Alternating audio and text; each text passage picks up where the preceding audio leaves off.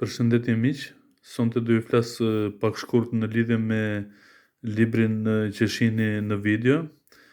Libri është një përmbledhje ponimeve të filozofit të njohur romak Seneca. Seneca ka qenë një filozof i njohur, stoik, pra do të thënë përvajsonte filozofinë e lashtë stoike. Siç di, stoicizmi ka lindur në Greqinë e lashtë në fakt, dhe jo në Rom, dhe është themeluar nga një filozof grek në Greqi, nga Zenoni, dhe më pas në periudhën e Romës u adoptua edhe nga filozofët romak, dhe filozofët romak shkruajtën shumë vepra në lidhje me filozofinë e stoicizmit. Pra shtuan edhe mendime të reja në këtë filozofi. Ky libër që shihni është një përmbledhje e shkurtër e punimeve ose veprave të filozofit të njohur Seneca. Është përmbledhur shkurt në 3 tituj: Shkurtësia e jetës, Ngushëllim për nenën dhe Qetësia e mendjes. Për mendimin tim është një botim shumë i mirë dhe një përkthim shumë i mirë në shqip i veprave të Senekës. Në këtë libër filozofi i njohur na jep këshilla në thonjza, sepse libri mund të përmblidhet domethënë është bazuar në këshillat e Senekës.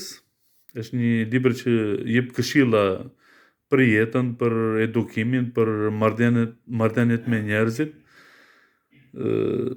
Dhe njëra nga këshillat që më ka bërë më shumë përshtypje në këtë libër është që Seneca flet për kohën, dhe kur flet për kohën, ai thot një gjë shumë interesante, do të thënë thotë që njerëzit, koha nuk është e shkurtër, po njerëzit e shpërdorojnë atë duke u marrë me gjëra të kota. Pra Seneca është i mendimit që jeta është e gjatë, po ne e shpërdorojmë duke u marrë me aktivitete, me njerëz që janë, domethënë që nuk duhet të argjojmë kohën kot e të tjera.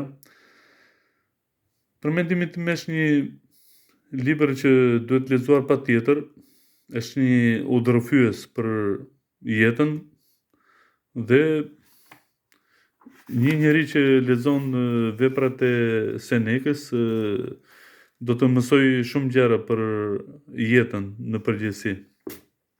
Filozofia e stoicizmit ka një ndikim shumë të madh edhe në shumë fusha të shkencave moderne, si për shembull sot në jurisprudencën moderne kemi akoma element nga stoicizmi. Gjithashtu edhe në psikologji mund të gjejmë shumë element nga kjo filozofi. Pra mund të thuhet që si filozofi ka patur një ndikim shumë të madh në shumë fusha të ndryshme të jetës edhe të shkencës.